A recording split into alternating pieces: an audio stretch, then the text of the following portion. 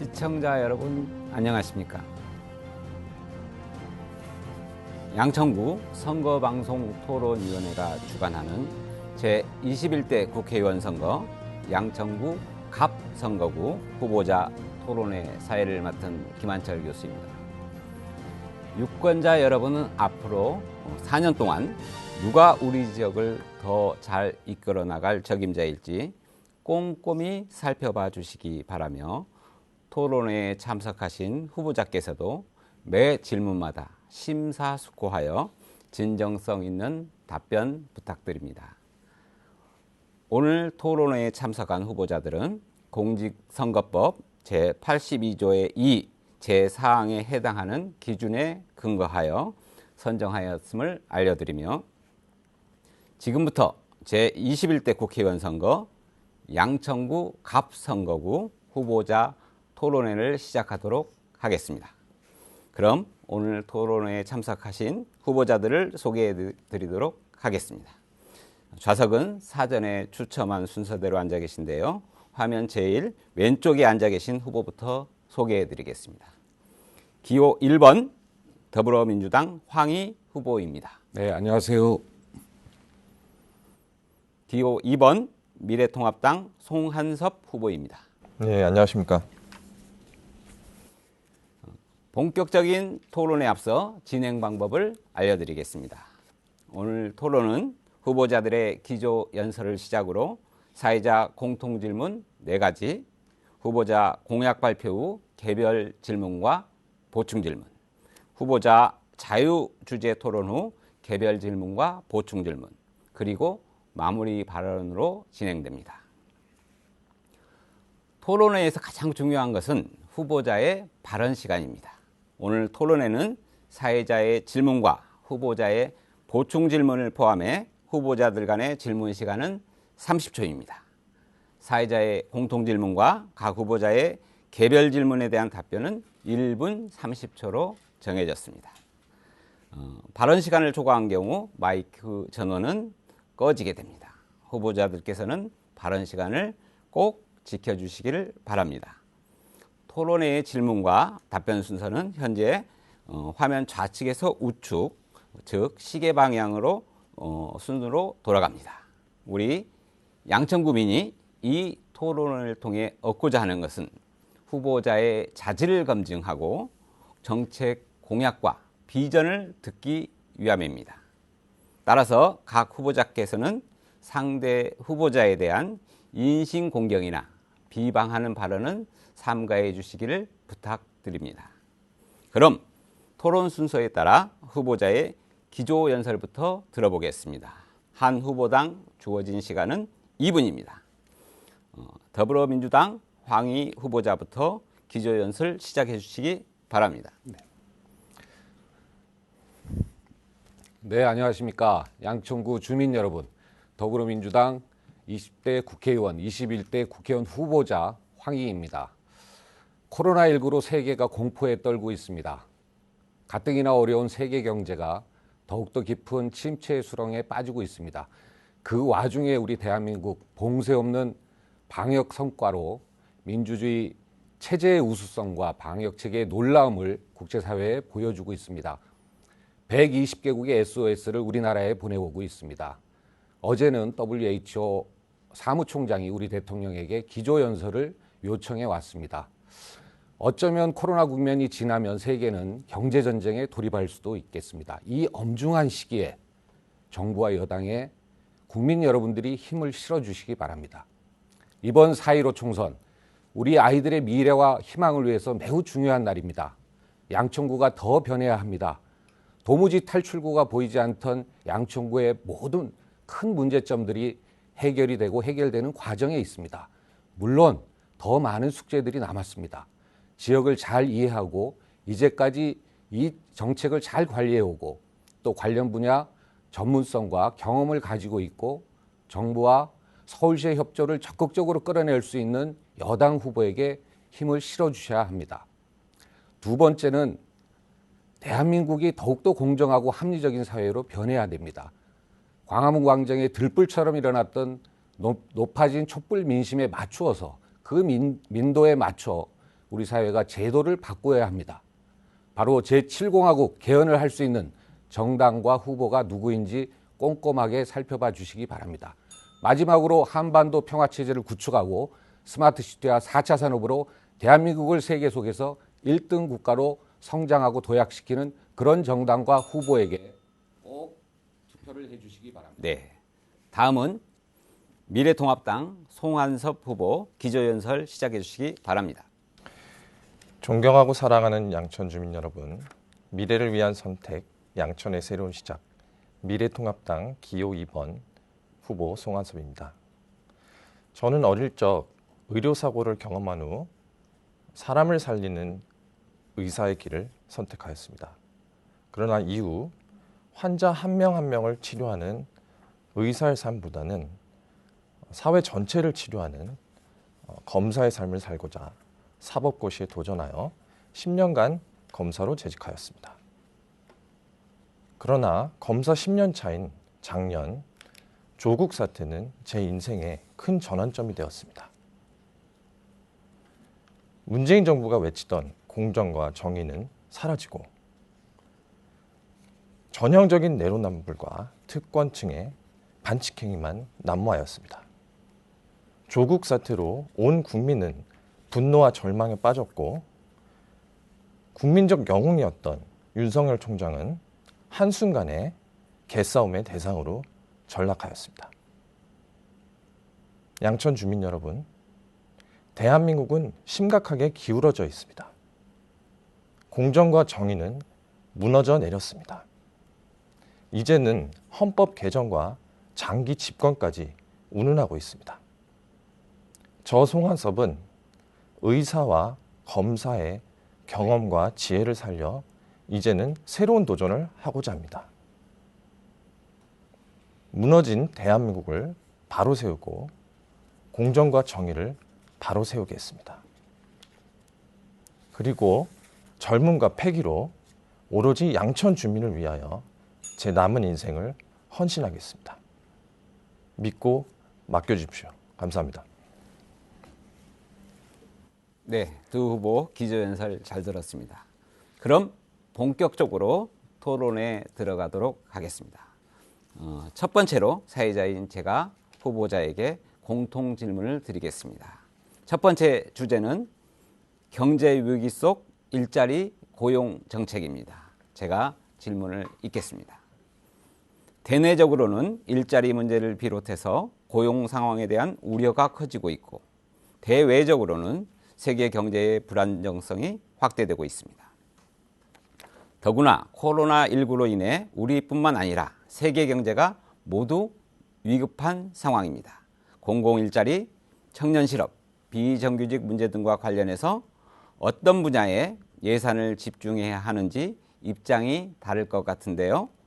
고용 안정과 일자리 확대, 경제 활성화를 위해서 어떤 대안이 있는지 구체적으로 말씀해 주시기 바랍니다. 후보자당 답변 시간은 1분 30초입니다. 정해진 순서에 따라 미래통합당 송한섭 후보 답변해 주시기 바랍니다.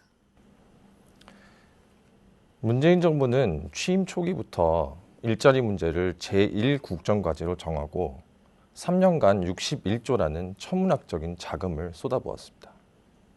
그럼에도 지금까지 뚜렷한 성과를 보이지 못하고 있습니다.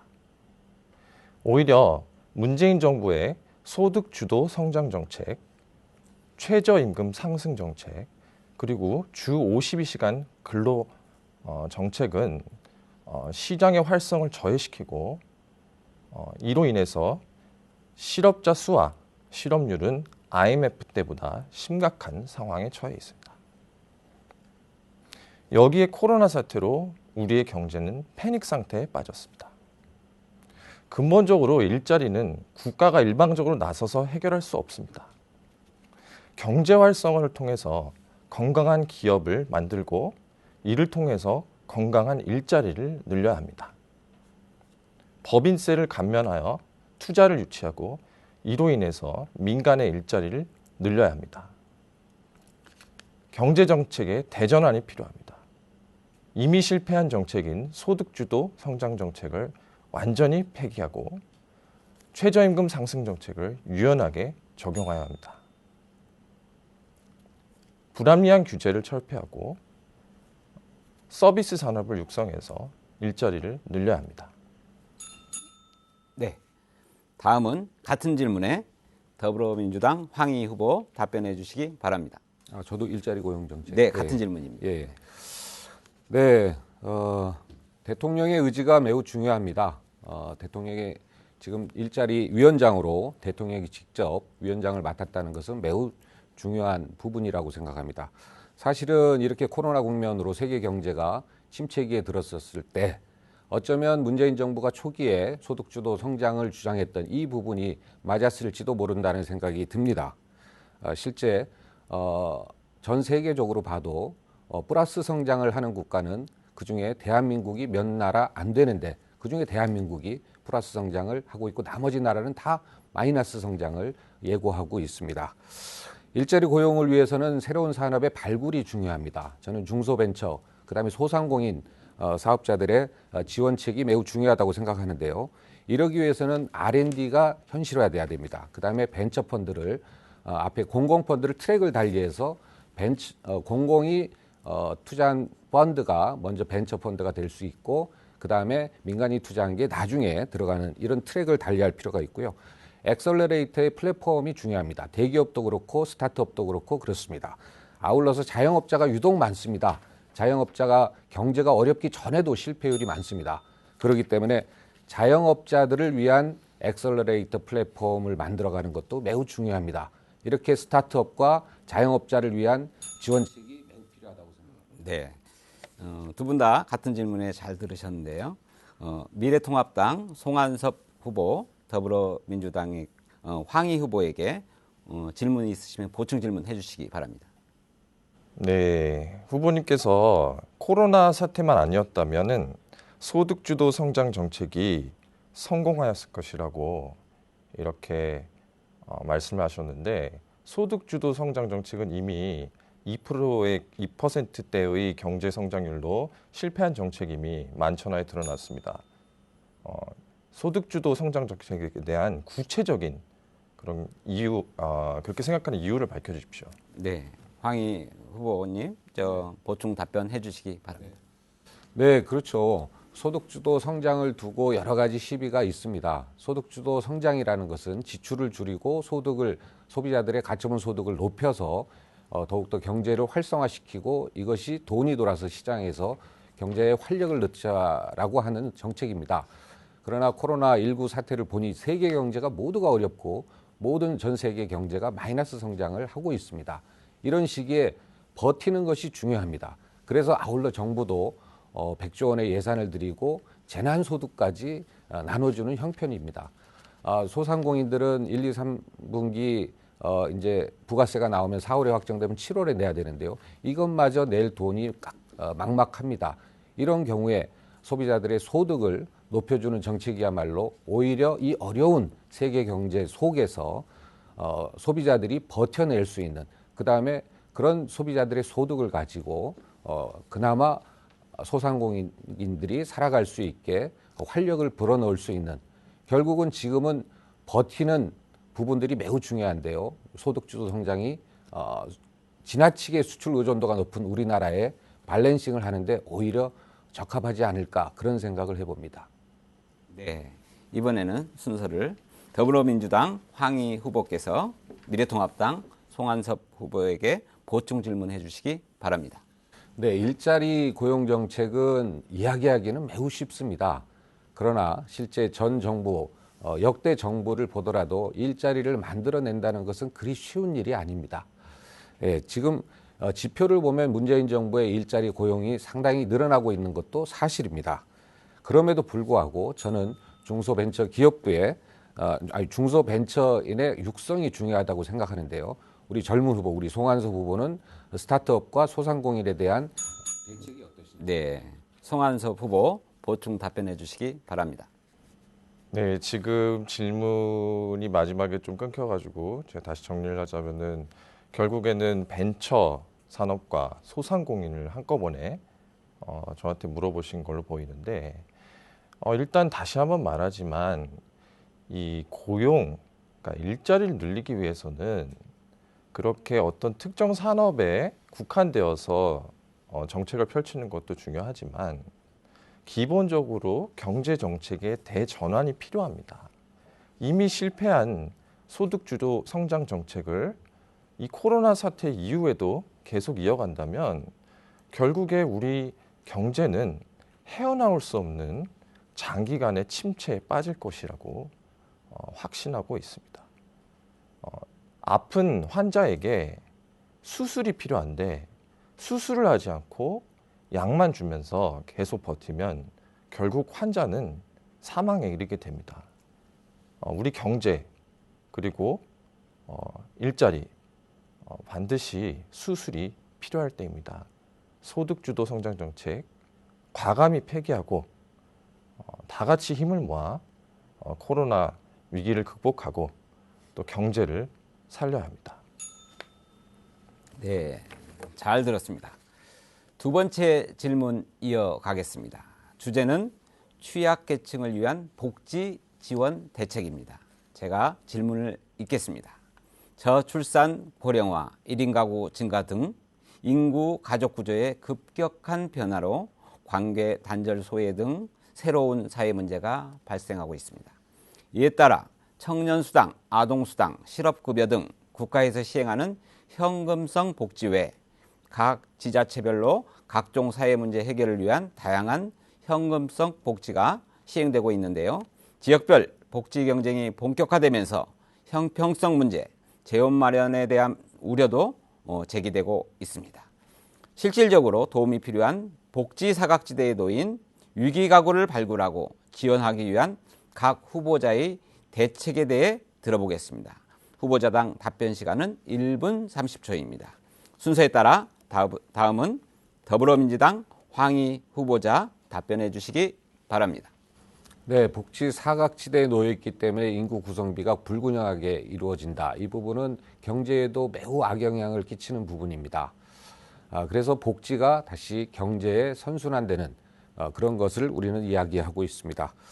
먼저 취약계층 복지 문제 관련해서는 지출은 줄이게 하고 소득은 늘려주는 그런 사회안전망 구축이 매우 중요하다고 생각합니다. 의료비라든가 교육비, 그다음에 집값을 줄여줘야 합니다. 문재인 정부는 4대 중증, 또 발달장애, 또 치매 국가를 국가 책임제로 추진하고 있습니다. 아울러서 고등학교도 단계별로 무상교육을 실시하고 있습니다. 공공임대주택은 전국적으로 수도권은 30만 호, 전국적으로는 100만 호를 짓고 있습니다. 공공주택이 더욱더 늘어나야 합니다. 집값이 소득 중에 가장 많은 지출을 담당하고 있습니다. 이렇게 지출은 줄이고 소득은 높여주는 부분으로 또 아울러서 안정적인 직장이 필요합니다. 새로운 일자리뿐 아니라 우리 비정규직을 직장을 안정화시키는 것도 일자리 창출과 매 마찬가지입니다. 그렇기 때문에 정규직의 비정규직의 정규직 전환, 의료비, 교육비, 집값, 주로 가계소득에 많이 사용되는 그런 지출비를 국가가 사회 안전망을 구축하여 국민들의 부담을 덜어줘야 할 것입니다. 네, 같은 질문입니다. 미래통합당 송한섭 후보 답변해 주시기 바랍니다. 예, 우리 대한민국은 6.25 전쟁으로 온 국토가 초토화된 이후에 선배 세대의 피땀 흘린 노력으로 한강의 기적을 이뤄냈습니다. 2019년 기준 GDP는 4만 배에 이르렀고 OECD 가입하는 등 세계 10위권의 명실상부한 경제 대국으로 자리 잡았습니다. 이제는 원조를 받는 나라가 아닌 매년 22억 불을 원조를 하는 나라가 되었습니다. 그러나 급속한 경제 발전 속에서 양극화의 문제는 심화되고 이 과정에서 소외받는 취약계층이 발생하는 것은 막을 수 없었습니다.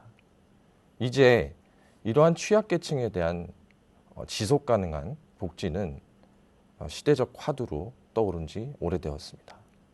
여야를 불문하고 보수와 진보를 불문하고 이제는 힘을 합쳐서 우리의 경제 발전으로 혜택을 누리지 못하는 국민이 없도록 그리고 모든 국민이 인간다운 삶을 누릴 수 있는 그런 복지 정책이 시행되도록 모두 힘을 합쳐야 합니다.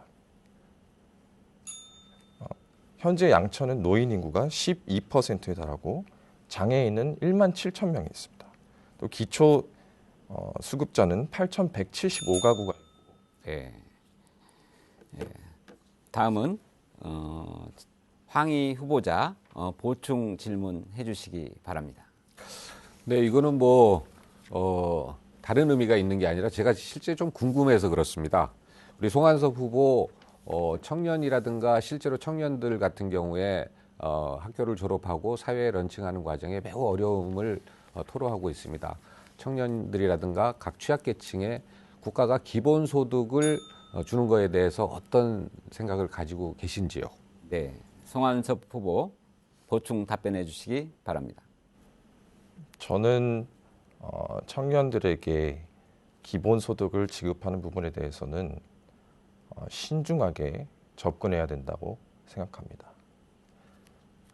특히 모든 청년들에게 일괄적으로 같은 금액을 지급하는 부분에 대해서는 즉 보편적이고 평등하고 동일한 지원을 해주는 부분에 대해서는 더욱더 신중하게 생각해야 한다고 생각합니다. 왜냐하면은 복지는 결국에는 재정의 문제이고 재정의 문제는 결국 국민의 세금 그리고 미래 세대에 대한 부담으로 언젠가는 다가올 수밖에 없습니다. 그렇기 때문에 정말로 실업 그리고 구직난 등으로 인해서 장기간 동안 특정 기간 이상 동안 그리고 다른 소득 없이 또 부모의 지원 없이 그렇게 다른 요소까지 고려해서 선별적으로 청년들을 선별하여 선별적인 지원을 해주는 부분에 대해서는 저는 동의하고 있습니다.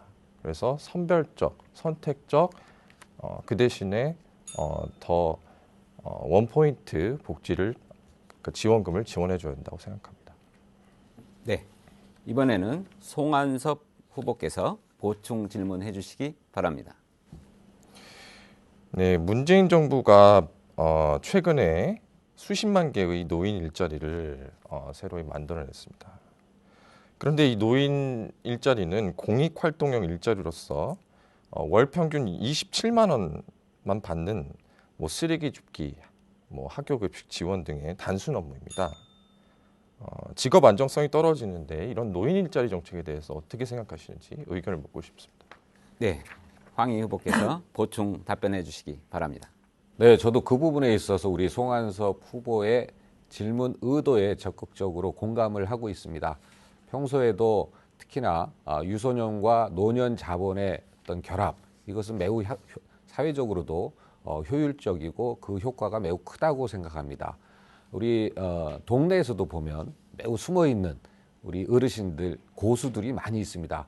그런 아까운 그 경험과 노하우, 또 지식 이런 것들을 우리 동네에서 모두 쏟아내고 이런 것들이 자라는 청소년과 또 젊은 세대에게 이어져 갔으면 좋겠습니다. 그래서 유소년과 청소년들의 자본과 노년 자본의 사회적 결합, 이것이야말로 우리 사회가 뭔가 좀 더 균형감 있게 사회를 발전시킬 수 있는 그런 소중한 자본이라고 생각합니다. 아울러서 이런 것들이 활성화되기 위해서 동네마다 주민 네트워크 플랫폼 같은 것들이 활성화돼서 이러한 각 계층별 자본들이 잘 서로 융합되고 결합돼서 새로운 성과 또 새로운 과제를 해결해낼 수 있는 큰 힘이 되길 바랍니다. 예, 결국 송한섭 후보의 말씀대로 이렇게 허드렛 일 하는 것보다 오히려 그 어르신들의 오랜 경험과 노하우를 사회에 적절하게 사용할 수 있는 그런 일들을 찾아주는 것이 매우 중요하다고 보는데요. 이런 것들은 주민 스스로 네, 무슨 뜻인지 잘 알 것 같습니다. 두 분의 진지한 질의 답변 잘 들었습니다. 세 번째 주제 말씀드리겠습니다. 주제는 공교육 공고화 방안입니다. 제가 질문 드리겠습니다. 해가 갈수록 아이 수는 주는데 1인당 사교육비 지출은 매년 증가하고 있고 기록을 갱신하고 있습니다. 매년 되풀이되고 있는 교육당국의 정책으로는 현실적으로 사교육비를 줄이기 어렵다는 지적이 나옵니다. 공교육을 공고화하는 것이 근본적인 해결일 텐데 이에 대한 각 후보자의 견해를 말씀해 주시기 바랍니다. 후보자당 답변 시간 1분 30초입니다. 이번 답변은 순서에 따라 미래통합당 송한섭 후보자 먼저 답변해 주시기 바랍니다. 네. 저도 초등학교 입학을 앞둔 딸과 4살 배기 둘째 딸을 키우는 예비 학부모입니다. 그렇기 때문에 저는 누구보다도 공교육에 관심이 많고 공교육의 정상화가 이루어져야 된다고 생각합니다. 그러기 위해서는 공정하고 정의로운 입시 제도가 선별적으로 확립이 되어야 된다고 생각합니다. 그런데 자식을 대학에 보내기 위해서 표창장을 위주하는 조국의 사태는 불공정한 입시의 단면을 보여주었고 많은 학부모들에게 깊은 절망과 분노를 안겨주었습니다. 저는 너무나 걱정이 됩니다. 매번 바뀌는 입시 제도로 인해서 제 딸들의 장기적인 미래 계획을 세우기가 어렵습니다. 문재인 정부는 출범 이후에 공교육의 정상화를 공약으로 발표하였습니다. 그러나 2019년도에 사교육비는 21조 원으로 2018년보다 1조 5천억 원이나 증가하였습니다. 이는 문재인 정부의 공교육 정상화 방안이 실패하였기 때문에 학부모들의 불안함으로 인해서 사교육비가 증가한 것입니다. 저는 이를 해결하기 위해서 일단 네, 같은 질문입니다.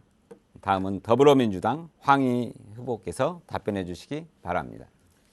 예, 모든 것은 이제 원인이 있게 마련이죠. 이렇게 사교육, 학원교육 시장이 확대될 수밖에 없는 이유가 있을 겁니다. 바로 치열한 입시 경쟁입니다. 그에 앞서서 더 본질적인 것은 우리 사회가 너무 지나친 학벌 중심의 사회로 계층화되는 것도 구조화되는 것도 문제입니다. 실제로 대학 입시의 문턱을 낮추고 오히려 졸업하는 그 내용성을 강화하는 방향으로 가는 게 맞습니다. 프랑스의 에콜 42라고 있습니다. 여기는 수많은 한 10,000명, 7,000명, 10,000명 정도가 지원을 합니다. 일단 지원하면 한 달 동안 과정이 교육도 하고 또 팀별 경쟁을 통해서 1,000명의 학생을 선발을 합니다. 그래서 실제 교육과 선발이 같이 동시에 한 달 동안 이루어지고 한 1,000명 정도가 돼서 그러면 이제 교수도 없고 뭐 교과서도 없습니다. 스스로 학생들이 공부해서 레벨 22까지 가야 되는데 레벨 10 정도 되면 대기업에 다 취업을 합니다. 이런 식으로 실제로 사회적으로 우리 아이들이 졸업했을 때 지나친 학벌 중심이라든가 또 대학을 들어갈 때 있어서 입시 문턱을 낮추는 것이 중요하고 오히려 대학에 들어가서 공부를 하고 졸업의 기준을 엄격히 강화하는 것이 내용적 측면에도 좋습니다. 아울러서 공교육이 미래교육에 대해서 선제적으로 발빠르게 움직여야 됩니다. 요즘은 경제는 기술에서 나오고 기술은 교육에서 시작됩니다. 바로 이러한 미래교육을 공교육이 담당해야 합니다. 네, 두 분의 답변 잘 들었습니다. 순서에 따라 송한섭 후보 보충 질문해 주시기 바랍니다. 네, 말씀 잘 들었습니다. 조국 전 장관의 표창장 위조 등 입시 비리 사건, 또 숙명여고 교무부장의 그 쌍둥이 아빠의 입시 부정 사건 등에서 보듯이 부모 찬스를 이용해서 대학에 입학하는 사건들에 대한 의견과 그에 대한 대책이 있으신지 여쭙고 싶습니다. 네, 황희 후보 보충 답변해 주시기 바랍니다. 네, 당연히 그런 일이 있으면 안 되죠. 당연히 그런 일은 우리 사회가 범죄에 해당되기 때문에 법으로 충분히 처벌과 제재를 강화할 수 있을 겁니다. 아울러서 애매한 부분이 있습니다. 이것이 제가 늘 주장하는 부분입니다. 우리 사회 이 높아진 지난 촛불 민심 이후에 우리 주권자 국민들의 목소리가 높아지고 그 민도가 높아졌습니다. 그 민도에 맞춰서 우리가 사회 개혁을 해야 되는데 그 개혁이 이루어지지 않았습니다. 민주주의는 의회를 중심으로 발전했는데 안타깝게 대한민국은 시민이 길거리에 나와서 한 번씩 난리를 쳐가지고 민주주의가 발전합니다.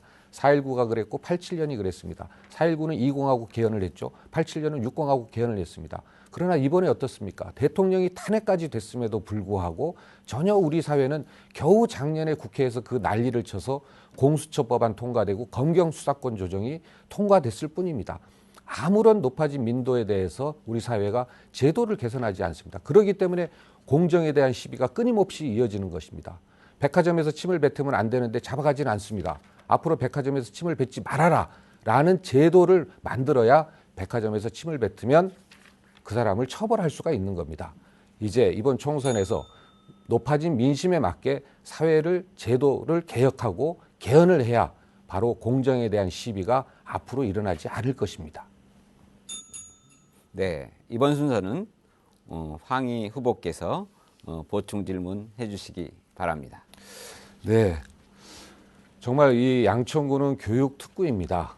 교육특구가 어쩌면 우리 양천구는 우리 송한섭 후보님 같은 분이 아주 모범적인 교육을 시키는 학부모들의 마음이 있을 겁니다. 우리 양천구 주민들에게 우리 송한섭 후보의 노하우와 이런 것들을 알려주시는 것도 매우 좋을 것 같습니다. 또 이러한 것들이 교육에 있어서 현실적인 부분도 있고 또 앞으로 또 개선해야 될 부분이 있을 것 같습니다. 현실에 비해서 개선할 부분이 네. 질문 내용은 이해하셨을 것 같습니다. 송한섭 후보 보충 답변해 주시기 바랍니다.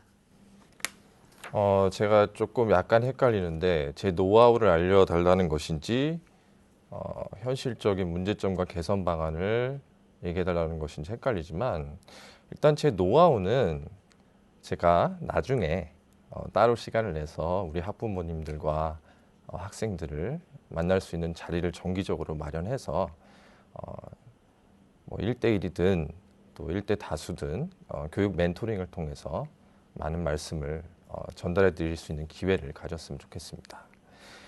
현실적인 문제점과 개선 방안에 대해서는 일단은 조금 전에도 말씀드렸지만 정의롭고 공정한 입시 제도가 선별적으로 확립이 되어야지 공교육이 정상화될 수 있고 공교육이 정상화되어야지 그런 학부모들의 불안감이 덜어져서 사교육에 대한 비중도 줄어들 수가 있습니다. 그래서 일단은 조국 사태로 드러난 문제점에서 볼 수 있는 부분을 해결하기 위해서 정시 비율을 50% 이상으로 확충해서 공정한 입시 제도를 마련하고 일명 조국 방지법을 통해 대학 진학 서류를 연구 보관하도록 해서 입시 불공정 사례를 방지하겠습니다.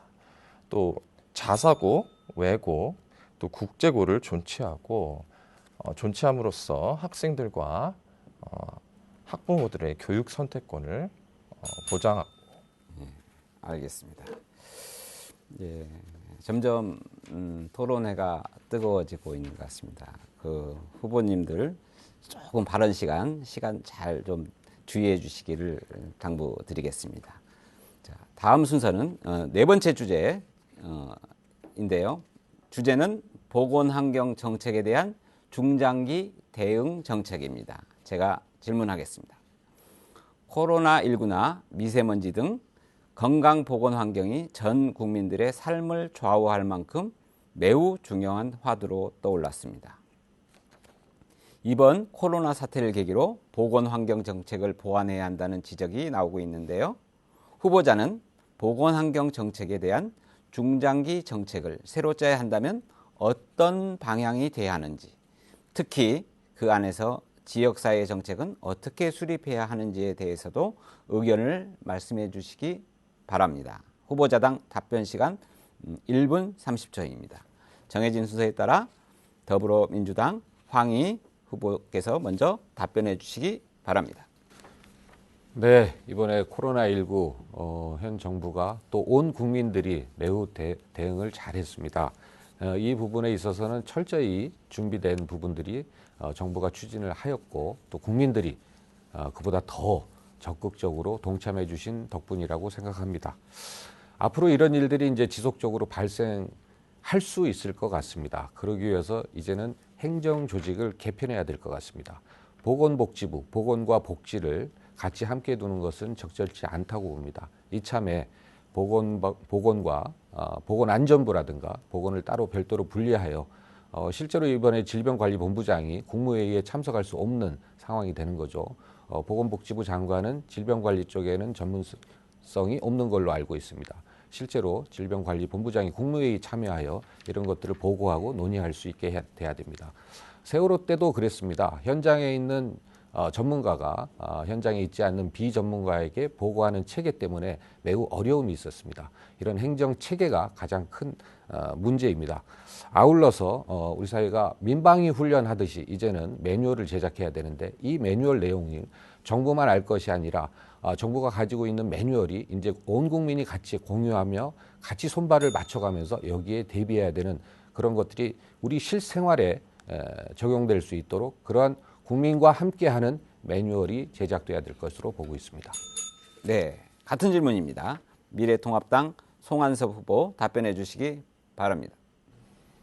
네, 우선 코로나로 인하여 고통받고 있는 우리 양천 주민 여러분께 위로와 응원의 말씀을 드립니다. 우리는 모두 지금까지 단 한 번도 경험해보지 못한 나라에서 고통을 받고 있습니다. 코로나로 인해서 확진자 수만 1만 명이 넘었고 사망자는 180명을 넘었습니다. 그리고 최근에 코로나 일선에서 환자를 치료하는 의료진까지 사망하는 안타까운 사건이 발생하였습니다. 정부에서는 이탈리아와 같은 나라와 비교하면서 자화자찬을 늘어놓고 있지만 중국발 유입원을 원천 차단한 대만은 현재까지 확진자가 363명에 불과합니다. 우리나라도 처음부터 의사협회나 전문가들의 말을 듣고 중국발 유입원을 차단했더라면 오늘날과 같은 이런 비극이 벌어지지 않았을까 하는 그런 안타까움이 듭니다. 우리는 이번 사태를 통해서 교훈을 얻어야 됩니다. 다 같이 힘을 합쳐야 됩니다. 저는 의사 출신, 검사 출신으로서 코로나 특별법을 초안을 제정했습니다.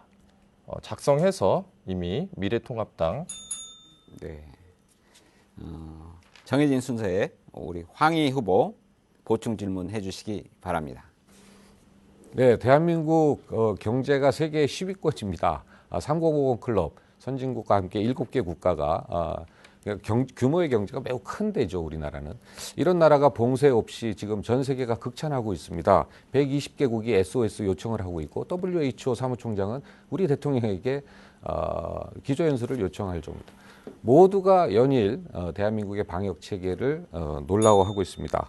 아울러서 송 후보님 재난 대응에 대해서 말씀 못하신 거 어떻게 해야 되는지 말씀 주시죠. 네, 송한섭 후보 보충 답변해 주시기 바랍니다. 네. 네, 우선 제가 하지 못한 발언할 수 있는 기회를 주셔서 감사드리고요.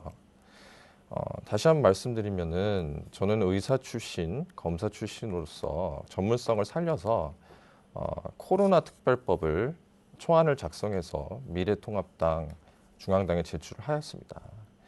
이는 어떤 법이냐면은 김종인 위원장이 제시한 비상경제대책에 맞춰서 앞으로 이제 실질적인 피해 보상이 이루어져야 되는데 자영업자와 소상공인들의 실질적인 피해를 조사하고 또 구체적인 보상을 하는 방안이 마련되어 있는 법입니다. 그리고 두 번째로 질병관리본부를 보건복지부로 독립을 시키는 방안을 또 생각하고 있습니다. 근데 또 하나의 질문으로 다시 한번 자화자찬을 하셨는데 저는 의사 출신으로서 감염병의 기본은 ABC는 유입원을 차단하는 것입니다. 유입원을 차단한다면은 그 효과가 100배, 1000배, 10,000배 이르게 됩니다. 대만은 우리나라보다 인구수가 절반이지만 경제력은 그렇게 작은 나라라고 할 수가 없습니다. 근데 대만은 지금 확진자가 363명에 불과합니다. 이 얘기는 처음에 중국발 유입원을 차단한 것이 성공하였단 말입니다. 지금은 냉철한 평가가 네. 미래통합당 송한섭 후보 보충 질문 해주시기 바랍니다. 네. 대한의사협회 등 전문가 단체에서는 코로나가 발생한 초기 단계부터 총 7번에 걸쳐서 문재인 정부의 중국발 유입원을 차단해달라는 요청을 했는데 문재인 정부는 중국과의 그 우호 관계를 주장하면서 이 전문가들의 의견을 묵살하였습니다. 이 초기 대응에 대한 평가를 부탁드리겠습니다. 네, 더불어민주당 황희 후보께서 보충 답변 해주시기 바랍니다. 확진자가 단 한 명도 안 나오면 제일 좋죠. 예, 그럼 얼마나 좋겠습니까? 우리 송한수 후보가 방금 말씀하신 그 노하우, 우리 미국하고 이태리, 프랑스, 유럽 전역에 알려주시면 그분들한테 큰 도움이 되실 것 같습니다. 네, 우리 경제가 매우 큽니다. 코로나19로 인해서 아마도 우리는 세계 속에서도 가장 모범적인 방역 체계를 보여주고 있습니다. 동시에 민주주의 체제의 우월성마저 이제 세계가 극찬하고 있습니다. 이 코로나19 이후에 어쩌면 세계 경제는 경제전쟁에 돌입할 가능성이 높습니다. 이런 시기에 정말 대한민국 정부가 대응했던 것은 매우 적절하다고 생각하고 있습니다. 예, 코로나19 다가올 경제 후폭풍이 더욱 큽니다. 이 다가올 경제 후폭풍까지 같이 동시에 고려하고 있는 우리 정부, 저는 정말 든든하다고 생각합니다. 코로나19 이런 것들을 이런 질병을 해결한 것처럼 대한민국 국민들 다가올 경제적 후폭풍도 매우 슬기롭게 극복할 것이라고 보고 있습니다. 지금 이 시기 방역과 경제 모두를 잘 관리해야 되는 그런 균형감을 가져야 될 시기인 것 같습니다. 네, 두 분의 답변 감사합니다. 지금까지 공통 질문으로 후보자들의 답변을 들었는데요. 이번에는 각 후보자들이 공약을 발표하신 후 상대 후보자는 발표하신 후보자에게 궁금한 점을 자유롭게 질문하실 수 있는 시간입니다. 각 후보자들 공약 발표는 2분으로 제한하며 토론 순서에 따라 더불어민주당 황희 후보자가 먼저 상대 후보자에게 30초 이내로 질문하게 되며 답변은 1분 30초입니다. 진행 순서에 따라 미래통합당 송한섭 후보자 공약 말씀해 주시기 바랍니다. 2분 이내로 공약 발표입니다. 네, 양천 주민 여러분, 이 자리에서 우리 주민 여러분께 저의 모든 공약을 말씀드리고 싶지만 시간 관계상 몇 가지 주요 공약만 말씀드리겠습니다. 우선 저는 문재인 정권의 반시장 재건축 규제를 철폐하겠습니다. 문재인 대통령, 김현미 국토부 장관, 박원순 서울시장은 합심해서 끊임없는 재건축 규제 정책을 내놓았습니다. 정밀안전진단 기준의 구조안정성 비중을 50%로 늘리고 초과이익 환수제, 분양가 상한제로 재건축을 독려매고 있습니다. 이러한 반재건축, 적폐 고립 정책 하에서는 수십 년이 지나도 재건축을 시행할 수 없을 것이고 실제로 재건축의 한 단계 한 단계의 어려운 과정을 통과해서 진행시킨다 하더라도 손해만 보는 상황이 발생할 수도 있습니다. 저 송한섭은 아파트의 원활한 공급을 통해서 부동산 시장을 안정화시키고자 하는 우리 미래통합당과 함께 반재건축 정책을 철폐하고 양천 주민 여러분의 정당한 재산권을 지켜내겠습니다. 두 번째로 부당한 공시지가를 지역과 현실에 맞게 재산정하고 1주택자의 보유세를 감면하겠습니다. 최근에 양천 지역 아파트의 공시지가가 27%에서 28% 정도 상승하였습니다. 그런데 양천 주민들의 대부분은 1주택자들입니다. 이런 1주택자들에게 보유세는 그대로 유지한 채 공시지가만 올려서 또 보유세로 인해서 또 세금으로 인해서 또 과중한 부담을 가지게 하고 있습니다. 저는 네, 공약 잘 들었는데요. 황희 후보께서 송한섭 후보에게 질문해 주시기 바랍니다. 네, 우리 송한섭 의원님 말씀 잘 들었고 또 한 부분은 상당히 공감이 가는 부분입니다. 그런데 제가 조금 의문이 드는 부분은 우리 그 재건축이 추진되기 어렵고 재건축이 손해다라고 이렇게 이야기하세요. 그다음에 공시지가 같은 경우에는 우리 목동 아파트 재건축을 하는데 매우 유리합니다. 왜냐하면 초과이익 환수제에서 큰 부분을 줄일 수 있기 때문입니다. 오히려 공시지가가 올라가면 올라갈수록 초과이익 환수제에서 더 큰 이익을 보게 되는 것이죠. 네, 송한섭 후보 답변해 주시기 바랍니다. 일단은 이 과도하게 인상된 공시지가로 1주택자 보유자인 서민들은 허리가 휘고 있는데 그 공시지가를 언제 이루어질지 모르는 5년 후인지 10년 후인지 이루어질지 모르는 그 초과 수익 환수제와 연관시켜서 하는 부분에 대해서는 제가 조금 신중하게 그런 말씀을 해야 되지 않을까 저는 생각이 듭니다. 공시지가 문제는 지금 현재 우리 주민들에게 다가오는 것이고 지금 당장 우리 주민들의 가뜩이나 코로나로 인해서 경제가 어려운 상황에서 소득은 줄고 세금은 늘어나는 그런 이중고를 겪게 될 수밖에 없습니다. 이런 부분은 지역과 현실에 맞게 재조정되어야 합니다.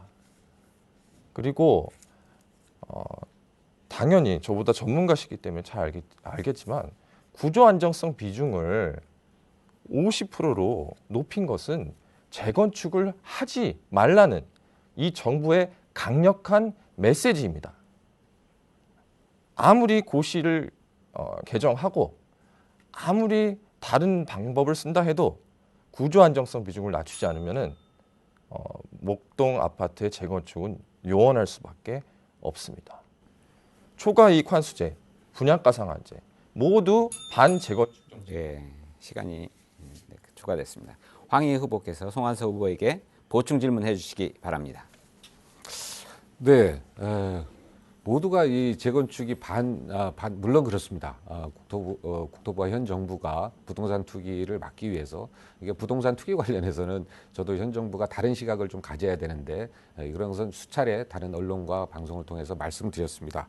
그런데 이제 저는 좀 이해 안 가는 게 왜 5년 뒤에 재건축은 지금 5단지 우리 목동 아파트 보면 6단지, 9단지 전부 다 D등급 받고 이제 적정성 검토만 남겨두고 있거든요.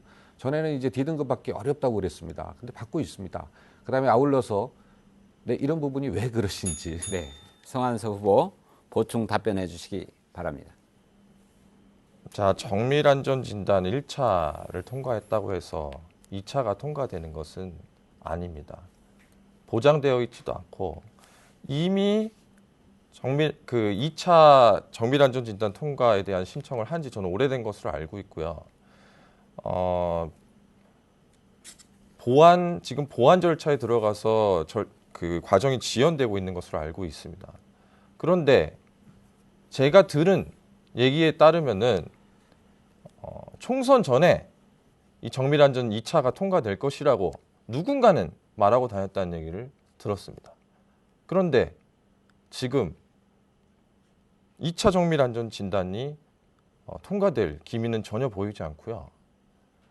이게 통과된다고 하더라도 물론 저는 통과된다 안 된다 이렇게 장담을 할 수 없지만 이게 통과된다 하더라도 그 이후에 초과이익 환수제와 분양가 상한제 등 이 재건축으로 인하여 얻은 이득을 국가에서 뺏어가는 이런 정책으로 인해서 결국에는 30년 전부터 목동 아파트 살던 선량한 주민들은 자신들의 정당한 재산권을 침해받게 되는 것입니다. 이러한 정책 기조가 유지되는 한 목동 아파트의 재건축은 요원하다는 그런 취지의 주장을 저는 하는 것입니다. 감사합니다. 다음은 더불어민주당 황희 후보자 2분 이내로 공약 발표해 주시기 바랍니다. 네, 2분 매우 짧습니다. 이렇게 쭉 읽어내려도 모자랄 것 같습니다. 먼저 교통계획과 도시계획이 병합돼서 추진돼야 됩니다. 우리 양천구 철도혁명이 일어나고 있습니다. 목동선, 강북횡단선. 강북횡단선은 목동역에서 출발해서 30분 만에 청량리까지 도착하는 급행 노선입니다. 그다음에 5호선 신정 차량지가 이전되면 5호선 연결선이 김포까지 이어집니다. 이렇게 세 개의 철도가 들어오고 그다음에 2호선 이 철도들이 2호선, 5호선, 9호선과 연계성을 통해서 더욱더 높은 효과를 나타냅니다. 네. 도로에 철도가 생기면 철도에 10만 명이 타게 되면 도로에 차량이 10만 대 준다는 소리가 있습니다. 이렇게 철도는 매우 중요합니다. 그런 철도혁명이 우리 양천구에 일어나고 있습니다. 또 도로혁명도 마찬가지입니다. 제가 한 거는 아니지만 경인로와 서부간선 지하차도가 지금 공사 중에 있습니다. 이것은 불필요하게 여의도에서 또는 성산대교에서 들어오는 막히면 양천구로 유입되는 불필요한 차량을 감소시킬 수가 있습니다. 또 아울러서 월드컵대교 D램프, H램프는 이 도로 교통의 혁명을 보여주고 있습니다. 교통이 선제적으로 해결되면 그 다음에 목동 아파트와 목 2, 3, 4동의 저층 주거단지의 명품 주택을 마음껏 만들 수가 있습니다. 1, 2, 3단지 종합운이 결정됐습니다만 교통영향평가를 남겨두고 있고요. 목동 아파트 재건축은 정밀안전진단, 적정성 통과, 교통영향평가, 지구단위 계획을 남겨두고 있습니다. 아울러서 추진해야 할 사항도 많이 있습니다. 주차장을 확보해야 됩니다. 이게 매우 쉬운 일입니다. 다만 목동 아파트 같은 경우에는 안전진단이 통과되기 전까지 주차장을 확보하면 우리에게 매우 불리합니다. 그래서 안전진단이 통과된 직후 주차장 확보에 적극 나서겠습니다. 소각장도 이전해야 됩니다. 신정교역도 유치해야 되고요. 염창역 주변 역세권 개발도 합니다. 목삼동 초등학교도 신설해야 되고요. 항공기 소음도 해결해야 됩니다. 교육 1번지를 위해서 더욱더 안전하고 시설도 개선된 미래교육도 만들어야 됩니다. 신부동산 사업법도 추진할 예정입니다. 네. 송한섭 후보, 황희 후보에게 질문해 주시기 바랍니다. 네, 후보님은 개헌을 중요한 공약으로 내세우셨는데요. 추미애 법무부 장관과 이인영 원내대표는 개헌을 통해 헌법에 토지 공개념 개입을 도입한다고 하고 있습니다. 이 토지 공개념 공개념을 헌법에 집어넣는 것에 대한 후보님의 입장과 의견을 듣고 싶습니다. 네. 황희 후보께서 답변해 주시기 바랍니다. 네, 그것은 뭐 우리 당 의원 중에 개인이 한 이야기고요. 그것이 당론으로 되거나 뭐 된 적은 단 한 번도 없습니다. 그 다음에 실제 의총에서도 제가 그런 걸 가지고 의원들끼리 논의한 적도 전혀 없습니다. 다만 지대가 매우 중요합니다. 모든 것이 땅값에서 출발이 됩니다. 그렇기 때문에 양천구 내에서 저는 이런 주장을 합니다. 양천구 내에 홈플러스 주변이라든가요, 이런 쪽에 고밀도 개발하는 그런 토지는 전격적으로 매각을 해야 됩니다. 대부분 지자체들이 땅 팔아서 개발을 합니다. 땅 팔아서 개발을 하면 공공부지가 점점 줄어들겠죠. 이렇게 되면 부동산 정책을 탄력적으로 이용할 수 없습니다. 그러나 고밀도 지역의 땅은 누군가는 개발합니다. 공공이 하든 민간이 하든 개발을 합니다. 그래서 이것은 또 비싸죠. 이것을 빨리 팔아서 그 돈을 가지고 신월동이라든가 목 2, 3, 4동 저층 주거단지 쪽에 토지를 매입해야 됩니다. 그래서 실제로 지자체가 공공부지를 계속 늘려갔을 때 많이 우리가 젠트리피케이션도 막을 수가 있고 부동산 정책을 효율적으로 활용할 수가 있습니다. 독일 같은 유럽은 매년 해마다 지자체가 예산을 책정해서 공공부지를 조금씩 매입하고 있습니다. 공공부지 확대만이 이런 지대에 발생하는 불필요한 양극화라든가 격차를 줄여갈 수가 있습니다. 네. 송한섭 후보, 황희 후보에게 보충 질문해 주시기 바랍니다. 네, 지금 문재인 정부는 20회에 걸쳐서 강력한 부동산 대책을 내놓으면서 부동산 시장을 옥죄고 있는데요. 이 더불어민주당 당 대표였던 추미애 전 법무장관과 현재 원내대표인 이인영 원내대표가 토지 공개념을 주장하고 있습니다. 이 토지 공개념이 도입된다면 이 더더욱 반재건축 정책과 부동산 규제가 심화될 것으로 보이는데 이 규제에 대해서 어떻게 생각하십니까? 네, 황희 후보 보충 답변해 주시기 바랍니다. 네, 자꾸 반복해서 말씀드립니다. 토지 공개념에 대해서는 우리 의원들이 논의한 적도 없고 당내에서 논의가 진행된 적도 없다는 말씀 드리고요. 물론 정부가 추진하는 부동산 정책에 대해서 저도 방향이 좀 달라야 된다고 생각합니다. 정부는 수요자 중심의 투기 수요가 있다고 생각하는데 저는 좀 생각이 다릅니다. 저는 공급자 카르텔이 문제라고 생각합니다. 건설사와 금융 간의 카르텔을 통해서 매우 상품이 또 좋습니다. 30년마다 바꿔야 하는 철근 콘크리트 아파트, 이것이 너무 좋은 상품입니다. 철근 콘크리트 아파트의 경우에는 하도에는 한 7, 80년 가는데 안에 있는 내장재가 한 30년밖에 없습니다.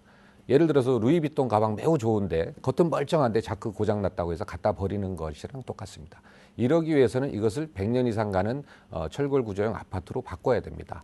그래서 실제로 공급자 카르텔이 작동하고 있는 이상은 실제 우리 아파트가 60%, 70%, 80% 계속 증가할 겁니다. 3기 신도시도 마찬가지입니다. 3기 신도시가 잘 진행되려면 사실은 공공임대주택이 50% 이상 들어갔어야 되는데 그렇지 못한 것이 좀 안타깝습니다. 이 역시 공급자 카르텔에 휘둘리는 부분이 아닌가 생각하고 있고요. 그래서 저는 오히려 수요자보다는 공급자에 오히려 정부가 시각을 돌려야 될 때가 아닌가 생각하고 있습니다. 네, 두 분의 말씀 잘 들었습니다. 지금까지 선거 공약을 주제로 상호 토론을 펼쳤는데요. 이번에는 자유 주제를 가지고 상대 후보에게 궁금한 점을 자유롭게 질문할 수 있는 시간을 갖고자 합니다. 주제는 양천구 갑선거구 국회의원 후보자로서 가급적 지역발전 의제에 한정해 주시기를 바라며 후보자 간 질문은 30초 이내로 해주시고 답변은 1분 30초로 제한됩니다. 마찬가지 상대 후보자에 대한 비방 등은 삼가해 주시기를 부탁드립니다. 토론 순서에 따라 더불어민주당 황희 후보부터 자유주제토론 시작하겠습니다.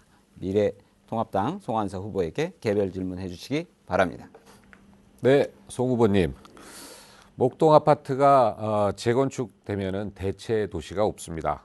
그래서 우리 주민들은 재건축을 처음 추진하는 단지와 마지막 추진하는 단지가 어쩌면 15년, 20년 차이가 날 수도 있다, 이렇게 우려를 하고 있습니다. 아울러서 이것이 동시에 추진된다 하더라도 전세 대란 우려도 있고 학원가가 다른 데로 이전하면은 교육특구의 장점마저 사라질 위기에 있습니다. 이 목동 아파트 재건축하는 데 있어서 이 부분에 있어서 네, 질문 요지는 이해하셨을 것 같은데 우리 송환섭 후보 답변해 주시기 바랍니다. 네. 일단은 굉장히 미래를 내다보는 그런 관점에서 질문을 해주신 것으로 생각이 됩니다.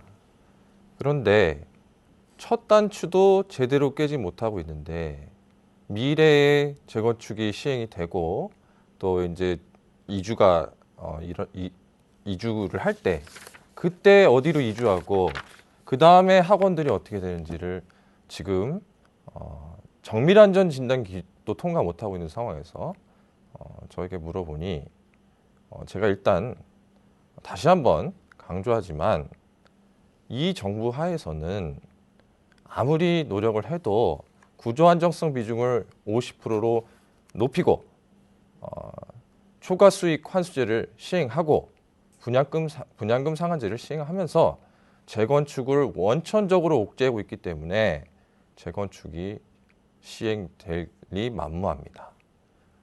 나중에 어떻게든 정권을 바꾸고 법을 개정해서 재건축을 시행할 경우 우리 주민들이 어디로 이사를 가고 학원들은 어떻게 되느냐, 이것은 장기적인 계획을 가지고 전문가들과 함께 논의를 해야 되는 사안이라고 보여집니다.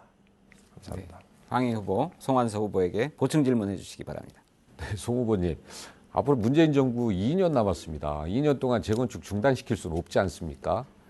그러면 재건축이 그리고 6단지, 9단지 D등급 받았어요. 이제 계속 앞으로 나아가고 있습니다. 그다음에 제가 규칙도 개정하고 있고요. 실제로 정치인이라는 것은 미래라 하더라도 당연히 다가올 현실에 대해서 어떻게 대비책을 갖고 있는지 알려주어야, 그런 생각을 갖고 있어야 오늘 이 토론의 자료 그거고요. 주민들이 안정되게 그것을 준비할 수 있습니다. 네, 송환석 후보 보충 답변해 주시기 바랍니다. 지금 주민들 중에서 정밀안전진단 기준도 통과하지 않았는데 나중에 어디로 이사를 갈지, 우리 지역에 있는 학원들은 어떻게 될지 고민하는 주민들은 한 분도 없을 것이라고 생각합니다. 그리고 뭐 중원부원하는 것 같지만 지금 원래 이렇게 정밀안전 과정을 1차와 2차로 나눈 것도 이 정부 하에서 이루어진 일입니다. 1차를 통과했다고 해서 2차가 통과될 것이라는 보장은 전혀 없고요. 1차가 통과되는 것은 어떻게 보면 우리 주민들에게는 오히려 주민들에게 희망 고문을 주는 것이고 또 주민들을 불안에 빠지게 하고 있습니다. 지금 그에 대한 일정도 지금 지켜지지 않고 있고요. 이후에 그 어떤 결과가 나오든 그 결과에 대해서 지금 책임질 수 있습니까? 지금 주민들만 지금 너무 고통스러워하고 있습니다. 근본적인 해결책은 부동산 정책 자체의 대전환이 이뤄야 된다고 생각합니다. 공급을 늘리고 공급을 늘림으로써 부동산 시장을 안정화시키겠다는 그런 정책적 전환이 필요합니다. 지금 부동산 정책은 실패하였습니다. 실패하였기 때문에 20번에 걸쳐서 끊임없는 규제 정책만 내놓고 있는 것일 뿐이고 부동산 가격은 상승하니까 또 공시지가를 늘려서 또 서민들에게 네. 이번에는 송한섭 후보가 자유 토론을 시작하겠습니다.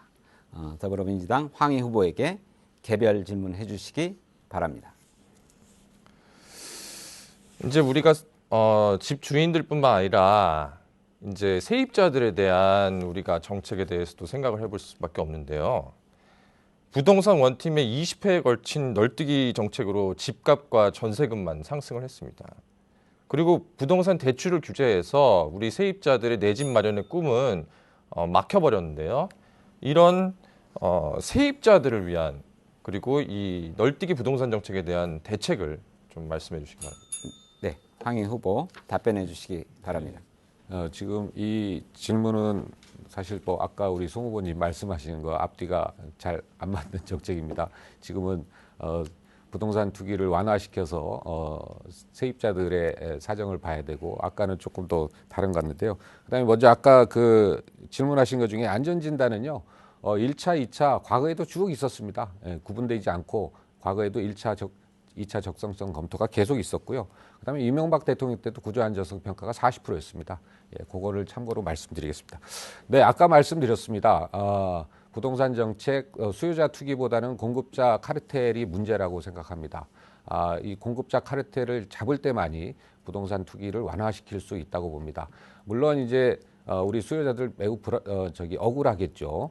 이 부분에 있어서 우리가 주식 시장에서도 작전 세력을 개미 군단을 작전 세력이라고 하지는 않지 않습니까? 그렇기 때문에 그것은 지나친 측면이 있습니다. 공급자 카르텔을 우선 틀어 막아야 됩니다. 아울러서 공유 지분을 통해서 주택을 청년들과 신혼부부가 계층이 쉽게 주택을 구입할 수 있도록 예를 들어서 집값이 10억인데 내 돈 2억만 있으면 8억은 기금이라든가 또 금융이라든가 다른 데서 투자를 받아서 집을 쉽게 소유권을 이전시킬 수 있는 그런 대책도 필요하고요. 또 부동산 투기 자금을 다른 데로 또 돌릴 필요도 있겠습니다. 비주거용 자산의 부동산 자산을 유동화시키는 방법입니다. 네, 송함서 후보, 황희 후보에게 보충 질문해 주시기 바랍니다. 네. 올해만 우리 목동 아파트 주민들의 공시지가가 27에서 28%가 상승하였고 1주택자 종부세 등 보유세에 대한 부담은 우리 주민들을 매우 어렵게 하고 있습니다. 이 공시지가 상승에 대한 구체적인 의견과 그리고 이 문재인 정부에 대항해서 이 종부세에 대해서 어떻게 하실 것인지 그 의견을 듣고 싶습니다. 네, 황희 후보 보충 답변해 주시기 바랍니다. 네, 저는 국회 정론관에서 기자회견도 했고 오래전부터 끊임없이 주장을 하고 있습니다. 그다음에 대통령께도 이런 부분들에 대해서는 청와대도 이야기해서 대통령께서 얼마 전에 그 부분에 대한 답변도 있었습니다. 바로 1가구 1주택자에 대한 보유세를 감면하는 부분입니다. 내 집이 10억인데 한 30억이 됐습니다. 그런데 직장을 잃었습니다. 30억에 대한 보유세를 내는 것은 너무나도 억울한 현실입니다. 그러면 이 부분을 어떻게 해야 되냐? 일단 최초 매입 가격인 10억을 기준으로 해서 물가 상승률분에 따라서 보유세를 내면 된다고 생각합니다. 30억으로 올린 20억만큼의 차익에 대한 세금은 매각 시 또는 대출 시에 걷어들이면 될 것입니다. 다만 1가구 1주택을 보유하고 살아갈 실거주자에게는 보유세를 감면해야 되고 대통령께서도 실거주자 1가구 1주택에 대해서는 보유세 감면을 검토해야 된다라는 국토부 업무보고에 그런 지시사항과 발언이 있었습니다. 아울러서 이제 아까 말씀드리다 말았는데요. 우리 부동산 투자 이게 정말 전 국민적으로 만연돼 있습니다. 비주거용 부동산 자산을 유동화시키면 됩니다. 실제 리츠 같은 건데요. 리츠를 거치지 않고 직접적으로 세종문화회관을 졌다 그러면 세종문화회관에 가령 10만 원, 20만 원, 50만 원도 투자할 수 있는 그런 자본 유동화, 부동산 자산에 유동화시키는 방법도 또 좋은 방법이라고 생각합니다. 네, 잘 들었습니다. 발언 시간이 제한적임에도 불구하고 성실히 답변해 주셔서 감사합니다. 후보자 자유주제 상호 토론은 여기까지입니다. 마지막으로 각 후보자에게 각각 2분씩 마무리 발언을 할 수 있는 시간을 드리겠습니다. 정해진 시간 모두 잘 활용해 주시길 바라며 기호 2번 미래통합당 송환섭 후보부터 발언 시작해 주시기 바랍니다. 네. 존경하고 사랑하는 양천 주민 여러분, 저 송한섭은 이 자리에서 주민 여러분께 송한섭의 3가지 약속을 말씀드리겠습니다.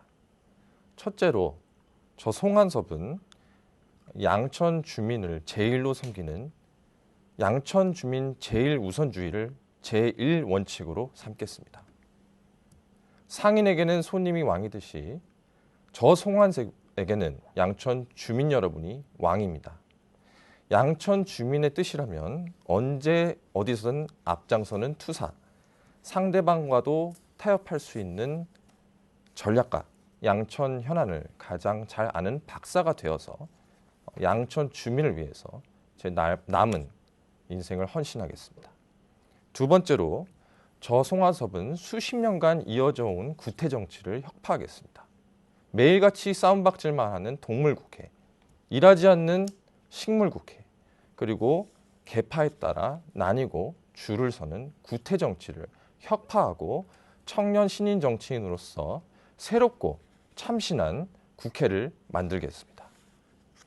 세 번째로, 저 송한섭은 양천의 현안을 해결하기 위해서 실제로 국회에 가서 관련 상임위에 가서 양천의 현안을 최우선으로 해결하도록 하겠습니다. 지난 4년간 재건축, 재개발을 적폐 취급하는 정부 여당, 소각장 폐쇄와 신정 차량기지 문제에는 뒷전인 서울시에 당당히 맞서 양천 주민들의 이익을 대변하는 대변인이 되겠습니다. 4년간 아무런 진척이 없는 주민 여러분의 수건 사업, 이제는 송한섭이 시원하게 해결해 드리겠습니다. 저 송한섭 믿고 맡겨봐 주십시오. 감사합니다. 다음은 기호 1번 더불어민주당 황희 후보 마무리 발언 시작해 주시기 바랍니다. 사랑하는 양천 주민 여러분, 그리고 대한민국 국민 여러분, 이번 선거 참 어렵습니다. 코로나19로 인해서 선거 캠프를 2주간 폐쇄하고 주민자치 방역단 구성에 나섰습니다. 30일간 방역 활동을 통해서 주민자치 방역단이 40여 개 생겨났고요. 또 우리 당 후보자들에게 전파해서 전국에서 민주당 후보자들이 방역 활동을 하고 있습니다.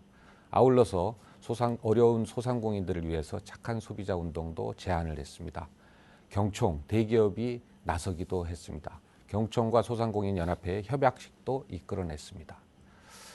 소독을 하던 어느 날이었습니다. 그날도 정말 주말에 정말 봄날같이 따사로운 그런 날이었습니다. 이래도 되나 싶을 정도로 거리마다 공원마다 많은 사람들이 쏟아져 나왔습니다. 뭔가 애잔함을 느꼈습니다. 마치 전쟁 중에 잠깐의 휴식을 같은 그런 느낌이었습니다. 우리 사회는 위로가 필요했습니다. 대한민국이 매번 아플 때마다 우리를 스스로 치료한 것은 바로 우리 국민들 스스로였습니다. IMF 때 금 모으기, 서해바다 기름 유출, 강원도 산불이 났을 때도 우리 온 국민들이 지혜와 힘을 모아서 격려하고 위로하고 극복해 나갔습니다. 이번 코로나19 또 그 뒤에 이어질 경제적 어려움, 이제까지 우리 시민들이 그래왔듯이 우리 대한민국 국민들 반드시 헤쳐나갈 것입니다. 저 양천갑 민주당 국회의원 후보자 황희는 양천갑의 모든 어려움을 풀었던 전설을 넘어서 대한민국이 대전환기에 새로운 시대로 나가는 데 있어서 신화를 만들도록 하겠습니다. 네, 감사합니다. 네, 후보자의 마지막 발언까지 잘 들었습니다.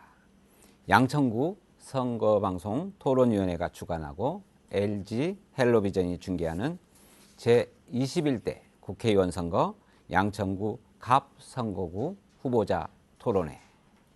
시청자 여러분은 어떻게 보셨습니까? 짧은 시간이었지만 이 시간이 여러분의 선택에 도움이 되셨길 진심으로 바랍니다. 오는 4월 15일은 제21대 국회의원 선거일입니다.